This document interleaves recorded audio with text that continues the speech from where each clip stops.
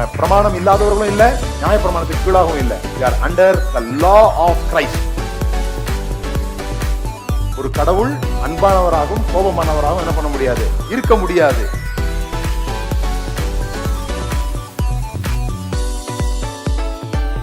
பாவத்தை வியாதியாக பார்ப்பதுதான் சுவிசேஷத்தை சரியாக புரிந்து கொள்ள உதவும்.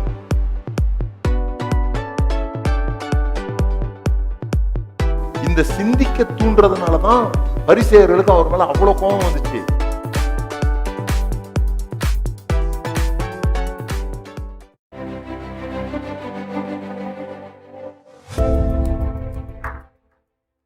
பொதுவாக செழிப்பு என்பது மனம் சார்ந்த விஷயம், அது பணம் சார்ந்த விஷயம் அல்ல. ஒரு சிந்தனை முறைதான் செழிப்புக்கும் தரித்திரத்துக்கும் உள்ள வித்தியாசத்தை காட்டுகிறது.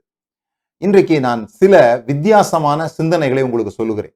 அதாவது செழிப்பான மனம் உள்ளவர்கள் எப்படி சிந்திப்பாங்க, தரித்திர மனம் உள்ளவர்கள் எப்படி சிந்திப்பாங்க. உங்கள் ஆத்துமா எப்படி இருக்கிறதோ அப்படிதான் நீங்க வாழ முடியும்.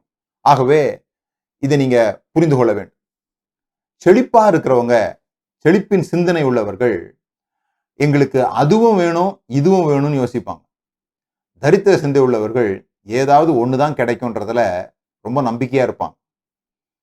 அதாவது வேலையை சிறப்பா செஞ்சா குடும்பத்தை சரியா கவனிக்க முடியாது, குடும்பத்துல சிறப்பா இருந்தா பெரிய காரியங்களை சாதிக்க முடியாது, இப்படிலாம் பேசுறதை நீங்க கேள்விப்பட்டிருப்பீங்க.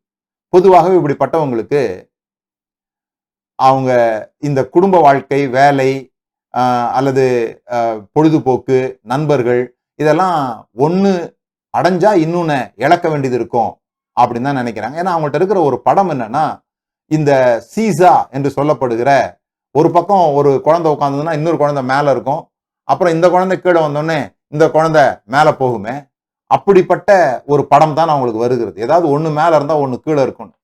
ஆனா அந்த படத்தை மாற்றி பார்க்கிறவர்கள் செழிப்பின் சிந்தை உள்ளவர்கள். அவங்க எப்படி பாக்குறாங்கன்னா, ஊஞ்சல் மாதிரி பாக்குறாங்க. எல்லாத்தையும் ஒரு பாக்ஸ்ல வச்சு, எல்லாத்தையும் ஒரு கூடைக்குள்ள வச்சு, போனா எல்லாம் முன்னால போகும், பின்னால வந்தா எல்லாம் பின்னால வரும் என்பதை அவர்கள் அறிந்திருக்கிறார்கள். இரண்டாவது, இந்த செழிப்பின் சிந்தை உள்ளவர்கள் நீங்க கவனிச்சீங்கன்னா, பரலோகமா நரகமா அப்படின்னு சொல்லி பேசும்போது இந்த நமக்கு இருக்கிற சிந்தனை என்னன்னா, இங்க நல்லா இருந்தா அங்க நல்லா இருக்க முடியாது, அங்க நல்லா இருக்கணும்னா இங்க தரித்திரமா இருக்கணும், இப்படி யோசிக்கிறாங்க. ஆனா இங்கேயும் நல்லா இருக்க முடியும் அங்கேயும் நல்லா இருக்க முடியும் அப்படின்னு யோசிக்கிறவங்க செழிப்பின் சிந்தை உள்ளவர்கள். அது மாத்திரம் இல்ல, இந்த செழிப்பின் சிந்தை உள்ளவர்கள் விலை உயர்கிற பொருட்களை வாங்குவார்கள். அவங்க வாங்கின பிறகு அந்த பொருளினுடைய விலை உயரணும், அப்படிப்பட்ட பொருள் வாங்குவாங்க. ஒரு நிலமோ ஒரு தங்கமோ இப்படிப்பட்ட காரியங்களிலே முதலீடு செய்வார்கள்.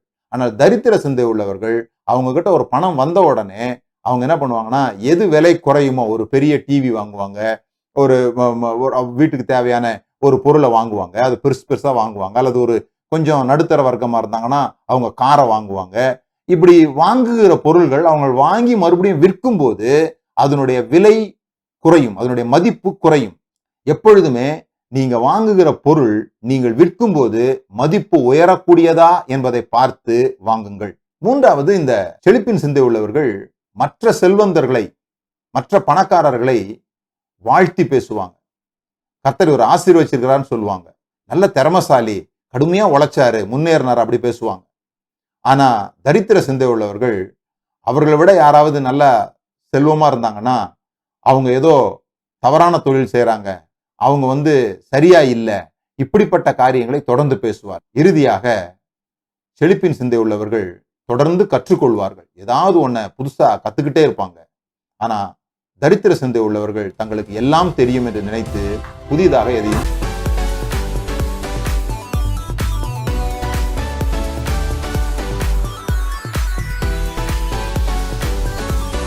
நாம பிரமாணம் இல்லாதவர்களும் இல்ல, நியாய பிரமாணத்துக்கு கீழாகவும் இல்ல. we are under the law of Christ. ஒரு கடவுள் அன்பானவராகவும் கோபமானவராகவும் என்ன பண்ண முடியாது, இருக்க முடியாது.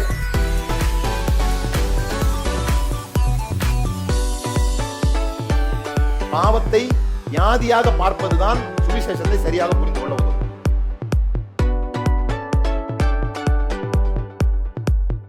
இந்த சிந்திக்க தூண்டுறதுனாலதான் பரிசேயர்களுக்கு அவர் மேல அவ்வளவு கோபம் வந்துச்சு.